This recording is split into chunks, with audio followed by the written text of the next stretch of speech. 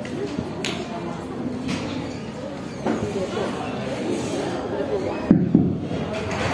guys! Hello! Pretending to be like Valentino Rossi, so I tested my speed. If you are feeling nosy, just listen to my speech. Just this small in this room makes me more confident to stand in front of you. Assalamualaikum warahmatullahi wabarakatuh. Waalaikumsalam warahmatullahi wabarakatuh. Hamdan wa syukurillah, salatan wa salamun ala rasulillah, amma ba'du. The wise judges I honor, the kind-hearted committee I respect, and also the whole participants I'm proud of. Thanks to Allah subhanahu wa ta'ala, who has been giving us mercy, blessings, and salvation, so that we can attend here. Salawat and salam to our Prophet Muhammad sallallahu alaihi wasallam, who taught us the goodness, so that we want to learn here. Ladies and gentlemen, in this precious tent, let me talk about what makes traditional culture so fascinating. Culture is a way of life that is unique to a particular country. It is important that we respect and maintain our culture so that it remains as a part of our national identity and can be passed to future generations. This is the responsibility of the younger generations, as they are the ones who knows and is most connected to the culture. As our society becomes more complex, the threat of losing our culture increases. Anyway, traditional culture originates from various tribes living in Indonesia and is shaped by various things that happen in our country's past. The representative of Indonesia's Heritage Society, Yeti Gusmartono, said that the beauty secrets of the queens living behind the walls of the Solo Village is very interesting and worth learning about. Indonesia's Heritage Society. What is Indonesia's Heritage Society? Indonesia's Heritage Society is a non-profit organization that helps people to learn more about Indonesia's rich cultural heritage. Most of the members are foreign nationals, which is very enthusiastic and very interested to learn about our culture. Most of the time, they ask Indonesians about our culture, but we are not always able to answer their questions satisfactorily. Embarrassing. Ladies and gentlemen, Indonesians seem to be very curious about other countries' culture, but foreigners seem to be very interested in our culture.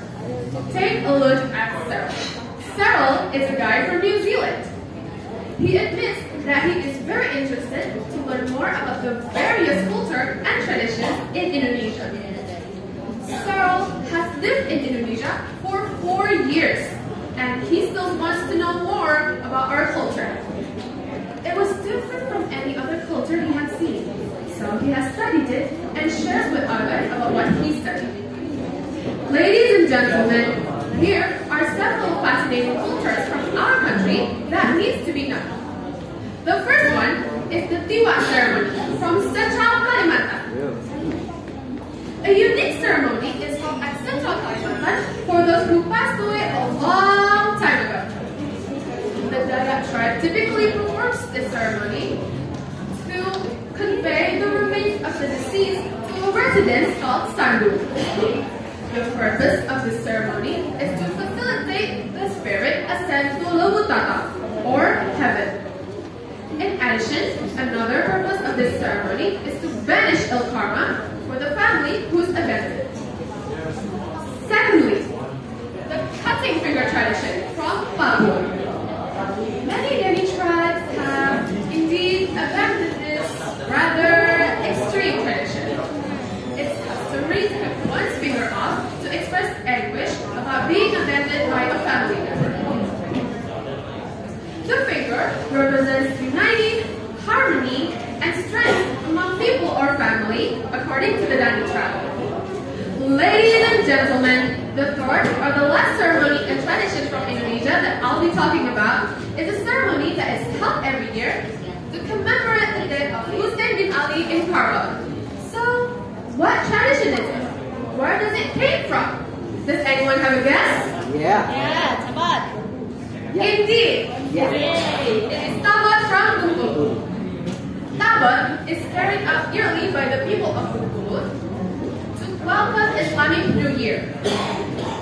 In addition, it is also narrated that the purpose of carrying out Tabat is to commemorate the death of the grandson of Prophet Muhammad SAW, Hussein bin Ali, who was held prisoner by Yazid bin Muawiyah in Karbala, Iraq. Tabat is held between 1 to 10 Muharram on 10 days in a cultural festival.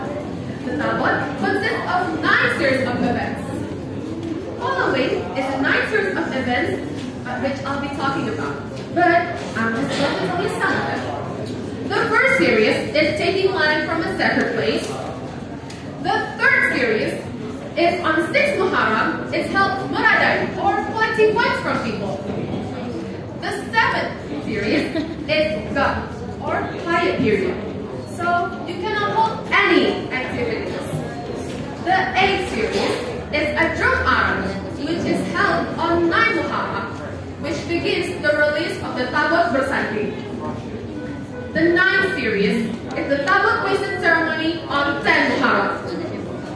Ladies and gentlemen, those are some several fascinating cultures from our country that needs to be known.